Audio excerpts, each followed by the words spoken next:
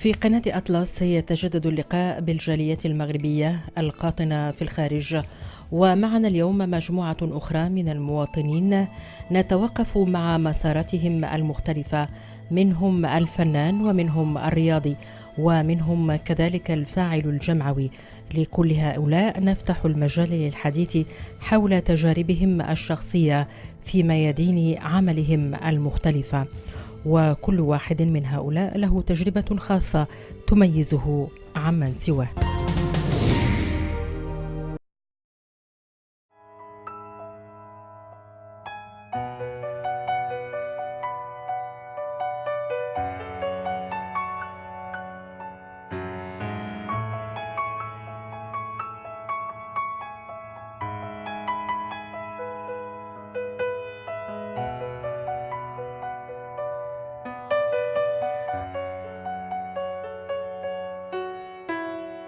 Taha Adnan, j'écris la poésie, mais aussi le théâtre. Ça a commencé gentiment avec la poésie. Il y a mon père déjà qui nous apprenait de notre jeune âge, mon frère et moi, parce que j'ai un frère jumeau, l'ancienne poésie, donc la poésie classique, notamment pré-islamique, les poèmes suspendus par exemple, le mu'allaqat entre autres. Et donc quand j'ai commencé par des petits poèmes. C'est vrai qu'il y a la période aussi de l'adolescence. Et là, on s'approche généralement à la poésie déjà, et on commence un petit peu à se retrouver là-dedans. Et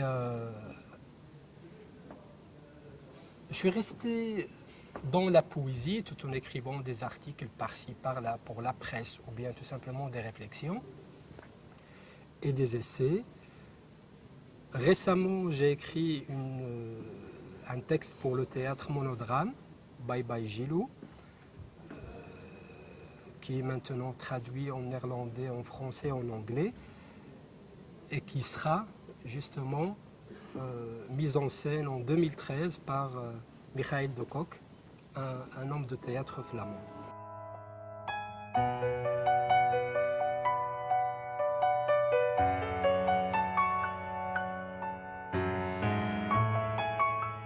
Nous sommes au Hall de Schaerbeek.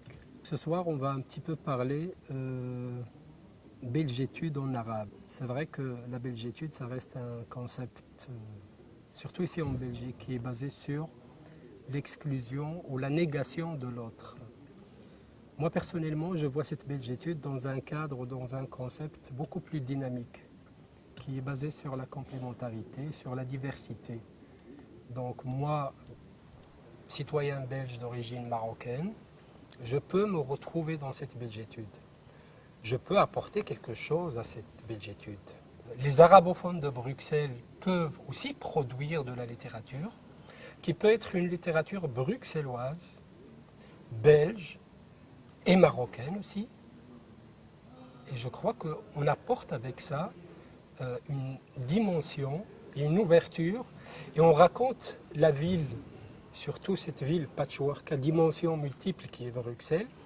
On la raconte, on se l'approprie comme ça, et on la raconte à notre façon, à notre manière, et on lui rend cette dimension humaine, en fait cette dimension universelle, que seule la littérature peut rendre d'une manière assez sympathique.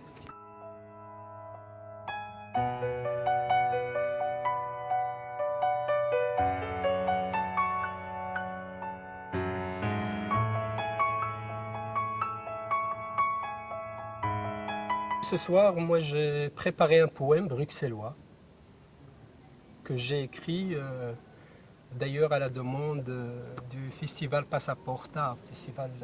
C'est un festival international de la littérature, et on m'a demandé d'écrire sur le retard, sur le train. Comme moi j'utilise pas beaucoup le train, c'est plutôt le métro. J'ai proposé d'écrire sur le métro, et donc j'ai écrit ce poème que je vais lire justement ce soir, et avec la traduction en français, j'ai l'impression personnellement de rendre ce poème à son contexte, parce que je parle de stations de métro, de gares, et si je dois le publier en arabe, ça doit être fait avec des annotations. Alors là, avec un public bruxellois, et francophones principalement, je n'ai pas de problème parce que je vais parler d'Arlois, tout le monde va comprendre que c'est une station de métro. Je n'ai pas besoin d'expliquer. Et je crois que ainsi, j'apporte une touche marocaine à la poésie contemporaine en Belgique. متأخرا كعادتي سارة وأنا نستقل المترو ننزوي في الركن أصغي للذي يجب قلت الحليب لن أنساه حبيبتي ولا النبيذ المغربي ولا السجائر سأقتني الهريسة أيضا سأهاتف باربرا هذا الصباح أجل سأدعوها إلى السهرة موعدنا البزار هذا المساء. Moi, par rapport à Bruxelles, je suis en train de préparer un livre bilingue, Bruxelles raconté par des écrivains marocains. Donc des écrivains qui écrivent soit en arabe ou en français ou bien en néerlandais. J'ai même un écrivain marocain du 19e siècle qui était de passage et qui racontait aussi Bruxelles à l'époque. Je voulais tout simplement que cette ville soit racontée autrement. Le jour où ce livre va sortir, on va découvrir sa propre ville, surtout pour les Bruxellois, mais avec d'autres yeux, et ça sera par des yeux d'écrivains et d'artistes marocains.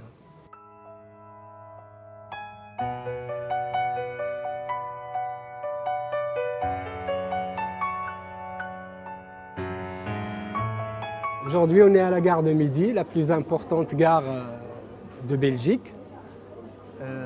La gare, c'est un lieu de retrouvailles, d'adieu et de revoir. Et aussi, c'est un lieu qui est propice pour la création et pour la poésie. Il y a une présence de villes, de gares dans les poèmes, surtout la poésie contemporaine. Aujourd'hui, le défi, c'était d'aller vers la ville, de proposer la poésie dans la ville et dans les gares. Ça, c'était à l'initiative du collectif des poètes bruxellois, dont je fais aussi partie, et l'idée de rendre ce lieu aussi poétique. Ce n'est pas tout simplement un endroit où les gens viennent et partent, mais aussi ils peuvent s'attarder à lire des fragments de poèmes, comme c'est le cas aujourd'hui. Ma famille est originaire de la région d'Essaouira. Moi, je suis natif de Safi. Mais j'ai ouvert réellement les yeux à Marrakech. C'est la ville que j'ai adoptée et c'est important aussi quand on passe son enfance dans une ville parce que ça vous marque à jamais. C'est ce qui s'est passé avec Marrakech, qui est officiellement ma ville d'origine. Et puis, je suis ici à Bruxelles, ça fait 15 ans maintenant. Je peux me considérer aussi comme bruxellois.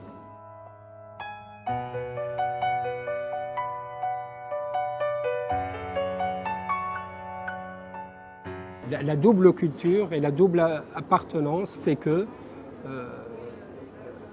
l'être humain est en perpétuelle discussion avec soi-même. Et il y a des choses qui se tirent d'un côté comme d'un autre. On vit toujours un petit peu assis entre deux chaises. Cette inconfortabilité développe l'incertitude et donne toujours la voix pour créer, pour écrire. Parce que si on est à l'aise, on va écrire mal. La grande littérature, généralement, elle s'écrit dans des moments très inconfortables, en fait. Et moi, je suis bien dans l'inconfort que la double culture me permet d'investir. La communauté marocaine exprime une adhésion positive dans ce pays. Je ne dois pas rappeler que la ministre de la Culture est d'origine marocaine, donc la ministre de la Culture belge francophone. Ils ont aussi montré qu'ils sont capables d'être intégrés au niveau politique, quoique je n'aime pas le mot intégration, mais ils sont présents au niveau politique, au niveau culturel, au niveau associatif. Et ils continuent, je crois, à apporter quelque chose à ce plat pays qui est devenu aussi le leur en quelque sorte. في محطة شومان تتأهب سارة للنزول يتدافع حولها قوم ببزات داكنة وياقات بيضاء متوعدين نهارهم بأكثر من ملف وأكثر من قرار. Ce qui peut me manquer ici, ce sont des détails en fait, des petits détails. Le chant des coqs, par exemple, à l'aube, l'aboiement des chiens, vers minuit, comme ça, l'appel à la prière,